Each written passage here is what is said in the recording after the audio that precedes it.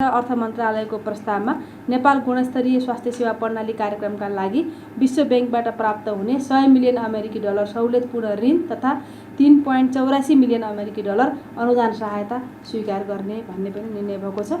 र अर्थ मन्त्रालयकै अर्को प्रस्ताव छ, उदय आर्थिक विकासका लागि लगानी तथा नवप्रवर्तन सम्बन्धी आयोजना कार्यान्वयन गर्न स्विजरल्यान्ड सरकारबाट प्राप्त हुने स्विस फ्र्याङ्क 5.45 मिलियन अनुदान सहायता स्वीकार गर्ने भन्ने पनि निर्णय भएको छ। अर्थ मन्त्रालयकै फेरि अर्को प्रस्ताव छ, सिटी अफ लन्डनको मेन्सन हाउसमा आयोजना हुने उच्चस्तरीय लगानी सम्मेलनमा सहभागी हुन अर्थमन्त्री माननीय डाक्टर प्रकाश शरण महतको नेतृत्वको प्रतिनिधि मण्डललाई स्वीकृति प्रदान गर्ने भन्ने पनि निर्णय भएको छ। र कानुन न्याय तथा संसदीय मामला मन्त्रालयको प्रस्तावमा विशेष अदालत नियमावली 2080 स्वीकृत भएको छ, त्यो क्याबिनेटले स्वीकृत गरेको छ। र कानुन न्याय तथा संसदीय मामिला मन्त्रालयकै अर्को प्रस्तावमा फौजदारी कसुर सजाय निर्धारणता कानुन ऐन 2074 को दफा 1 को उपदफा 2 ले दिएको अधिकार प्रयोग गरी सो ऐनका प्रारम्भ हुन बाँकी दफाहरूमध्ये दफा 17 को खण्ड ज दफा 29 र दफा 49 मिति 2080 7 1 देखि प्रारम्भ हुने गरी तोक्ने र सोको सूचना नेपाल राजपत्रमा प्रकाशन गर्ने भन्ने पनि निर्णय भएको छ। र कानुन मन्त्रालयको यसकै खमा फेरि फौजदारी कसुर सजाय निर्धारण तथा कानुन ऐन 2074 को दफा 49 बमोजिम प्यारोल अधिकृतको नियुक्ति नभएसम्मको लागि सम्बन्धित कारागार प्रशासकलाई सो दफाको प्रयोजनको लागि मिति 2080 7 1 देखि लागू हुने गरी प्यारोल अधिकृत तोक्ने र सोको सूचना नेपाल राजपत्रमा प्रकाशन गर्ने भन्ने पनि निर्णय भएको छ। र परराष्ट्र मन्त्रालयको प्रस्तावमा नेपाल र मलेसिया सरकारका परराष्ट्र मन्त्रालयहरू बीच द्विपक्षीय परामर्श संयन्त्र बाइल्याटरल कन्सुलेसन मेकानिजम स्थापना गर्ने भन्ने पनि निर्णय भएको छ। युवा तथा खेलकुद मन्त्रालयको प्रस्तावमा राष्ट्रिय खेलकुद प्रतिभा सम्मान कार्यविधि 2068 खारेज गर्ने भन्ने निर्णय पनि भएको छ। श्रम रोजगार तथा सामाजिक सुरक्षा मन्त्रालयको प्रस्तावमा नेपाल सरकार र जर्मनी सरकार एवं नेपाल सरकार र रोमानिया सरकार बीच द्विपक्षीय श्रम सम्झौता गर्न स्वीकृति दिने उक्त सम्झौता सम्बन्धी कार्यक्रममा सहभागी हुन माननीय श्रम रोजगार तथा सामाजिक सुरक्षा मन्त्रीको नेतृत्वको प्रतिनिधि मण्डललाई स्वीकृति दिने भन्ने निर्णय भएको छ। शिक्षा विज्ञान तथा प्रविधि मन्त्रालयको प्रस्तावमा शहीद दशरथ चन्द स्वास्थ्य विज्ञान विश्वविद्यालय सम्बन्धमा व्यवस्था गर्न बनेको विधेयक सङ्घीय संसद समक्ष पेश गर्ने भन्ने पनि हिजोको मन्त्रीपरिषदको बैठकले निर्णय गरेको छ। त्यसै गरेर संस्कृति पर्यटन तथा नागरिक उड्डयन मन्त्रालयको प्रस्तावमा नेपाल र स्विजरल्यान्ड बीच द्विपक्षीय वार्ता तथा हवाई सेवा सम्झौता गर्न स्वीकृति दिने भन्ने निर्णय भएको छ। र सोही मन्त्रालयकै प्रस्तावमा नेपाल र रुवान्डा बीच द्विपक्षीय वार्ता हवाई सेवा सम्झौता गर्न स्वीकृति दिने भन्ने दुईटा देशसँगको द्विपक्षीय वार्ता हवाई सेवा सम्झौता गर्ने दिने निर्णय भएको छ। सङ्घीय मामला तथा सामान्य प्रशासन मन्त्रालयको प्रस्तावमा निर्माणमुखी सामग्रीको व्यवस्थापन तथा नियमन सम्बन्धमा व्यवस्था गर्न बनेको विधेयक सङ्घीय संसद समक्ष पेश गर्न स्वीकृति प्रदान गर्ने भन्ने पनि निर्णय भएको छ। त्यसै गरेर सङ्घीय मामला तथा सामान्य प्रशासन मन्त्रालयकै अर्को प्रस्तावमा सङ्घीय मामला तथा सामान्य प्रशासन मन्त्रालय अन्तर्गत कार्यक्रमहरूको लागि अधिकृत स्तरका 6 अस्थायी दरबन्दी स्वीकृत गर्ने भन्ने निर्णय भएको छ।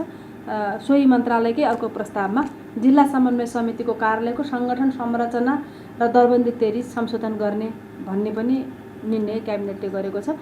स्वास्थ्य तथा जनसङ्ख्या मन्त्रालयको प्रस्तावमा स्वास्थ्य तथा जनसङ्ख्या मन्त्रालय र अन्तर्गतमा अधिकृत स्तरको कुल 172 अस्थायी दरबन्दी स्वीकृत गर्ने भन्ने निर्णय भएको छ। र 19 नम्बरको विषय छ न्याय सेवा आयोगको सिफारिस बमोजिम नेपाल न्याय सेवा सरकारी वकिल समूह राजपत्राङ्कित प्रथम श्रेणीका सहन्यायाधिवक्ता श्री लोकराज पराजुलीलाई सोही सेवाको राजपत्राङ्कित विशिष्ट श्रेणी सचिव पदमा बढुवा गरी बेपत्ता पारिएका व्यक्तिको छानबिन आयोगमा पदस्थापन गर्ने भन्ने पनि निर्णय भएको छ। यसपटकको मन्त्री परिषदको बैठकमा नियमित खालको मन्त्रालयबाट प्रस्ताव गएर हुने निर्णयहरू आफ्नो ठाउँमा छँदैछन्। त्योभन्दा बाहेकका केही विशेष प्रस्तावमा पनि निर्णय भएका थिए जुन कुरा बाहिर आइसकेका छन्, त्यसलाई फेरि म यहाँ तपाईँको बिचमा दोहोऱ्याउन चाहन्छु। विशेष प्रस्तावको रूपमा एउटा 1 नम्बरमा विचार तथा अभिव्यक्ति स्वतन्त्रता लगायत संविधान प्रदत्त मौलिक हकको सम्मान गर्दै सामाजिक सञ्जालको बढ्दो प्रयोगलाई सकारात्मक तथा मर्यादित बनाउने सन्दर्भमा सामाजिक सञ्जालका सञ्चालक र प्रयोगकर्ताले नेपालको सार्वभौमसत्ता, भौगोलिक अखण्डता, राष्ट्रिय सुरक्षा, राष्ट्रिय एकता, स्वाधीनता, स्वाभिमान वा राष्ट्रिय हित वा सङ्घीय इकाइ बीचको सुसम्बन्धमा प्रतिकूल असर हुने गरी वा वर्गीय, जातीय, धार्मिक, क्षेत्रीय, साम्प्रदायिक यस्तै अरू कुनै आधारमा घृणा, द्वेष वा अवहेलना हुने कुनै काम कारबाही नगर्न, नगराउन हुन एवं विभिन्न जात, जाति वा सम्प्रदाय बीचको सुसम्बन्धमा खलल पुग्ने गतिविधि नगर्न, नगराउन हुन नेपाल सरकार हार्दिक अनुरोध गर्दछ। साथै सामाजिक सञ्जाल प्रयोग गर्दा आधारहीन विषय व्यक्त गर्ने, व्यक्तिको प्रतिष्ठा, आत्मसम्मान, गोपनीयता तथा चरित्रमा आघात पुर्याउने, जातीय भेदभाव वा छुवाछुतलाई दुरुत्साहन गर्ने, श्रमप्रति अवहेलना गर्ने, अपराध गर्न दुरुत्साहन गर्ने, शान्ति सुरक्षा भङ्ग हुने कार्यलाई बढावा दिने वा प्रचलित कानुन बमोजिम प्रकाशन वा प्रसारण गर्न रोक लगाएको कुरा, प्रसारण वा सम्प्रेषण गर्ने वा सार्वजनिक सदाचार र नैतिकताको प्रतिकूल हुने गरी सामग्री प्रकाशन वा प्रसारण गर्ने जस्ता कार्य नगर्न, नगराउन नेपाल सरकार हार्दिक अपिल गर्दछ भनेर यो प्रस्ताव पास भएको छ, त्यहाँ पारित भएको छ क्याबिनेटबाट। र यसमा सँगसँगै यहाँहरूलाई जानकारी पनि छ र फेरि यस सम्बन्धी ऐन छिटोभन्दा छिटो बनाउने भन्ने पनि निर्देशन छ र हाम्रो अहिले यो सामाजिक सञ्जाललाई व्यवस्थित गर्ने निर्देशिका हाम्रो अर्थ मन्त्रालयबाट आएर कानुन मन्त्रालयमा छ। यो पनि हामी अगाडि बढाउने प्रक्रियामा छौँ र त्यसै गरी ऐन पनि हामी प्यारलले ड्राफ्ट गर्दैछौँ। यो कुरा यहाँहरूलाई पटक पटक भनि पनि राखिएको छ। र अर्को कुरा, यो हाम्रो जुन चाडपर्वको बेलाको महँगो कुरा छ त्यो विषयमा पनि विशेष प्रस्ताव पारित भएको छ। आसन्न चाडपर्वको अवसरमा उच्च माग हुने खाद्य तथा गैर खाद्य वस्तुहरूको कृत्रिम अभाव सिर्जना गरी अस्वाभाविक मूल्य वृद्धि गरी कालोबजारी र अखाद्य वस्तु मिसावट गरी गुणस्तरहीन वस्तु बिक्री वितरण गर्ने जस्ता अनुचित कार्यहरू नगर्न, नगराउन सम्पूर्ण उद्योगी व्यवसायहरूलाई नेपाल सरकार ध्यानाकर्षण गराउँदछ। बजारमा कृत्रिम अभाव सिर्जना गर्ने र नाफाखोरी गर्ने व्यक्ति फर्मलाई कानुन बमोजिम कारबाहीका लागि कोही कसैसँग सूचना भएमा हेर्लो सरकार वाणिज्य विभागको पोर्टल वा टोल फ्री नम्बर 1137 मा सूचना दिनुहुन आम उपभोक्ता वर्गमा नेपाल सरकार अनुरोध गर्दछ। उपभोग्य वस्तुको बिक्री वितरणसँग सम्बन्धित सार्वजनिक निकायहरूले तत्काल देशभर सुपथ मूल्यका पसल सञ्चालन गर्ने, बजार अनुगमनका लागि स्थापित सम्पूर्ण संयन्त्रलाई थप सक्रिय र क्रियाशील बनाई बजार अनुगमन कार्यलाई प्रभावकारी बनाउने, अस्वाभाविक मूल्य वृद्धि र कालोबजारी नियन्त्रण गर्ने व्यवस्था मिलाई कृत्रिम अभाव सिर्जना गर्ने, अस्वाभाविक रूपमा मूल्य वृद्धि गरी नाफाखोरी र कालोबजारीमा संलग्न हुने जो कोहीलाई प्रचलित कानुन बमोजिम कडा कारबाही गर्ने र सोको प्रतिवेदन सर्वसाधारण सबैको जानकारीका लागि सम्बन्धित निकायबाट दैनिक रूपमा सम्प्रेषित गर्न नेपाल सरकार निर्देशन गर्दछ भन्ने दुईवटा प्रस्तावहरू यसरी पारित भएको छ। र अर्को, नियमित मन्त्रालयबाट विभिन्न मन्त्रालयका प्रस्तावहरू अन्तर्गत भएका निर्णयहरू म तपाईँहरूको बिचमा राख्न चाहदैछु। प्रधानमन्त्री तथा मन्त्री परिषदको कार्यालयको प्रस्तावमा अन्तर्राष्ट्रिय एकीकृत पर्वतीय विकास केन्द्र इसिमोडलाई नेपाल सरकारबाट सन् 2021 देखि 23 सम्मको वार्षिक बजेट योगदान बापत कुल $7,75,533 अमेरिकी डलर बराबरको रकम अर्थ मन्त्रालय मार्फत भुक्तान गर्न स्वीकृति दिने भन्ने निर्णय भएको छ। त्यसै गरेर अर्थ मन्त्रालयको प्रस्तावमा नेपाल गुणस्तरीय स्वास्थ्य सेवा प्रणाली कार्यक्रमका लागि विश्व ब्याङ्कबाट प्राप्त हुने 100 मिलियन अमेरिकी डलर सहुलियतपूर्ण ऋण तथा 3.84 मिलियन अमेरिकी डलर अनुदान सहायता स्वीकार गर्ने भन्ने पनि निर्णय भएको छ। र अर्थ मन्त्रालयकै अर्को प्रस्ताव छ, उदय आर्थिक विकासका लागि लगानी तथा नवप्रवर्तन सम्बन्धी आयोजना कार्यान्वयन गर्न स्विजरल्यान्ड सरकारबाट प्राप्त हुने स्विस फ्र्याङ्क 5.45 मिलियन अनुदान सहायता स्वीकार गर्ने भन्ने पनि निर्णय भएको छ। अर्थ मन्त्रालयकै फेरि अर्को प्रस्ताव छ, सिटी अफ लन्डनको मेन्सन हाउसमा आयोजना हुने उच्चस्तरीय लगानी सम्मेलनमा सहभागी हुन अर्थमन्त्री माननीय डाक्टर प्रकाश शरण महतको नेतृत्वको प्रतिनिधि मण्डललाई स्वीकृति प्रदान गर्ने भन्ने पनि निर्णय भएको छ।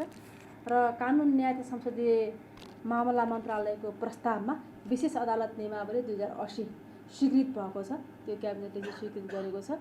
र कानुन न्याय तथा संसदीय मामिला मन्त्रालयकै अर्को प्रस्तावमा फौजदारी कसुर सजाय निर्धारणता कानुन ऐन 2074 को दफा 1 को उपदफा 2 ले दिएको अधिकार प्रयोग गरी सो ऐनका प्रारम्भ हुन बाँकी दफाहरूमध्ये दफा 17 को खण्ड ज दफा 29 र दफा 49 मिति 2080-7-1 देखि प्रारम्भ हुने गरी तोक्ने र सोको सूचना नेपाल राजपत्रमा प्रकाशन गर्ने भन्ने पनि निर्णय भएको छ।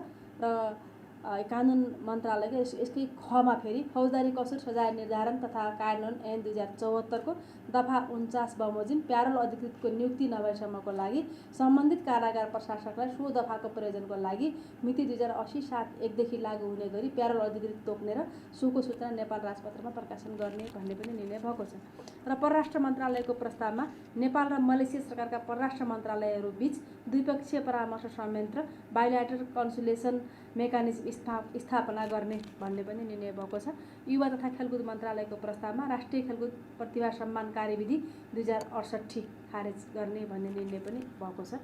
श्रम रोजगार तथा सामाजिक सुरक्षा मन्त्रालयको प्रस्तावमा नेपाल सरकार र जर्मनी सरकार एवं नेपाल सरकार र रोमानिया सरकार बीच द्विपक्षीय श्रम सम्झौता गर्न स्वीकृति दिने उक्त सम्झौता सम्बन्धी कार्यक्रममा सहभागी हुन माननीय श्रम रोजगार तथा सामाजिक सुरक्षा मन्त्रीको नेतृत्वको प्रतिनिधिमण्डललाई स्वीकृति दिने भन्ने निर्णय भएको छ। शिक्षा विज्ञान तथा प्रविधि मन्त्रालयको प्रस्तावमा शहीद दशरथ चन्द स्वास्थ्य विज्ञान विश्वविद्यालय सम्बन्धमा व्यवस्था गर्न बनेको विधेयक सङ्घीय संसद समक्ष पेश गर्ने भन्ने पनि हिजोको मन्त्रीपरिषदको बैठकले निर्णय गरेको छ। त्यसै गरेर संस्कृति पर्यटन तथा नागरिक उड्डयन मन्त्रालयको प्रस्तावमा नेपाल र स्विजरल्यान्ड बीच द्विपक्षीय वार्ता तथा हवाई सेवा सम्झौता गर्न स्वीकृति दिने भन्ने निर्णय भएको छ र सोही मन्त्रालयकै प्रस्तावमा नेपाल र रुवान्डा बीच द्विपक्षीय वार्ता हवाई सेवा सम्झौता गर्न स्वीकृति दिने भन्ने दुईटा देशसँगको द्विपक्षीय वार्ता हवाई सेवा सम्झौता गर्ने दिने निर्णय भएको छ। सङ्घीय मामला तथा सामान्य प्रशासन मन्त्रालयको प्रस्तावमा निर्माणमुखी सामग्रीको व्यवस्थापन तथा नियमन सम्बन्धमा व्यवस्था गर्न बनेको विधेयक सङ्घीय संसद समक्ष पेश गर्न स्वीकृति प्रदान गर्ने भन्ने पनि निर्णय भएको छ। त्यसै गरेर सङ्घीय मामला तथा सामान्य प्रशासन मन्त्रालयकै अर्को प्रस्तावमा सङ्घीय मामला तथा सामान्य प्रशासन मन्त्रालय अन्तर्गत कार्यक्रमहरूको लागि अधिकृत स्तरका 6 अस्थायी दरबन्दी स्वीकृत गर्ने भन्ने निर्णय भएको छ। सोही मन्त्रालयकै अर्को प्रस्तावमा जिल्ला समन्वय समितिको कार्यालयको सङ्गठन संरचना र दरबन्दी तयारी संशोधन गर्ने भन्ने पनि निर्णय क्याबिनेटले गरेको छ। स्वास्थ्य तथा जनसङ्ख्या मन्त्रालयको प्रस्तावमा स्वास्थ्य तथा जनसङ्ख्या मन्त्रालय र अन्तर्गतमा अधिकृत स्तरको कुल 172 अस्थायी दरबन्दी स्वीकृत गर्ने भन्ने निर्णय भएको छ र 19 नम्बरको विषय छ न्याय सेवा आयोगको सिफारिस बमोजिम नेपाल न्याय सेवा सरकारी वकिल समूह राजपत्राङ्कित प्रथम श्रेणीका सहन्यायाधिवक्ता श्री लोकराज पराजुलीलाई सोही सेवाको राजपत्राङ्कित विशिष्ट श्रेणी सचिव पदमा बढुवा गरी बेपत्ता पारिएका व्यक्तिको छानबिन आयोगमा पदस्थापन गर्ने भन्ने पनि निर्णय भएको छ। जुन हिजोको संसदको बैठकमा प्रतिपक्ष दलको नेताले बोल्नुभएको विषयलाई लिएर जसरी पत्रकार साथीले प्रश्न गर्नुभएको छ, यो क्याबिनेट डिसिजन हो। हिजोको योभन्दा अगाडिको हामी नेकपा एमालेसँगै गठबन्धनमा थियौँ। त्यति बेलाको गठबन्धनको सरकारले फागुन 1 गते जनयुद्ध दिवस मनाउने भनेर क्याबिनेटबाट पारित गरेको विषय हो। त्यस कारणले गर्दाखेरि क्याबिनेटले पारित गरेको विषय संसदमा एकजना नेताले बोलेपछि के हुन्छ भने त क्वेसन नै रहेन। जहाँसम्म अब त्यो क्याबिनेटले नै पारित गरिसकेपछि त्यो अगाडि नै बढ्छ, मनाएर जाने कुरा नै हुन्छ। जहाँसम्म जनयुद्ध दिवसको विषयमा उहाँले व्यक्त गरेका विचारहरू छन् त्यसप्रति सरकारको सहमति छैन, सरकारको असहमति छ। हामी के बुझ्छौँ भने आज हामी जहाँ छौँ, जुन व्यवस्थामा छौँ, जुन अवस्थामा छौँ, यो व्यवस्था यो अवस्थाको जग भनेको त्यही जनयुद्ध हो। यदि जनयुद्धको जगमा जनआन्दोलन सम्पन्न हुँदैन थियो भने हामी यो सङ्घीय लोकतान्त्रिक गणतान्त्रिक व्यवस्थामा हुँदैन थियौँ भन्ने कुराको गहिरो बुझाइ नेपाल सरकारसँग पनि छ र हामी सबैसँग पनि छ। त्यस अर्थमा हिजोको त्यो बलिदानलाई, हिजोको सम्झनालाई, हिजो सबैले गर्नुभएको शहादत बलिदानलाई सम्मान गरेरै जनयुद्ध दिवस मनाउने नेपाल सरकारले निर्णय गरेको हो। त्यसकारण यसमा अन्यथा बुझ्न आवश्यक छैन भन्न चाहन्छु र यो विषय क्याबिनेट डिसिजन गरिसकेका भएको नेपालको क्यालेन्डरमै यो एउटा व्यवस्था भइसकेको विषय भएको हुनाले यो विषयमा अनावश्यक रूपमा द्वेष फैलाउने, अनावश्यक रूपमा यसलाई एउटा घृणाको रूपमा प्रस्तुत गर्न खोज्ने कुरा के हो भने अब यो त खोला तर्ने, लौरी बिर्सने, भर्याङ चढ्ने, तला चढ्ने, लिस्नु बिर्सने भन्छन्, भर्याङ बिर्सने भन्छन्, त्यस्तै हुन खोज्छ भन्ने लाग्छ। र यो विषय हिजोको जनयुद्ध, हिजोको उपलब्धिको विषय अब कुनै खास पार्टी, खास व्यक्तिको विषय रहेन। यसले प्राप्त भएका उपलब्धिबाट त हामी सबैले लाभ लिइसक्यौँ होइन, हामी सबै अगाडि बढिसक्यौँ। कतिपय प्रधानमन्त्री भयौँ, राष्ट्रपति भयौँ, थुप्रै कुराहरू भयो र यो देशमा सङ्घीय लोकतान्त्रिक गणतान्त्रिक व्यवस्थामा हामी उभिएका छौँ। त्यो व्यवस्थालाई स्वीकारेको, हिजोको जनयुद्धको महत्त्वलाई स्वीकारेको संविधान हामी कार्यान्वयन गरिरहेका छौँ भने यो विषयमा अन्यथा बोल्नु, टिप्पणी गर्ने भन्ने कुरा आम जनताले समीक्षा गर्ने विषय हो भन्ने मलाई लाग्छ।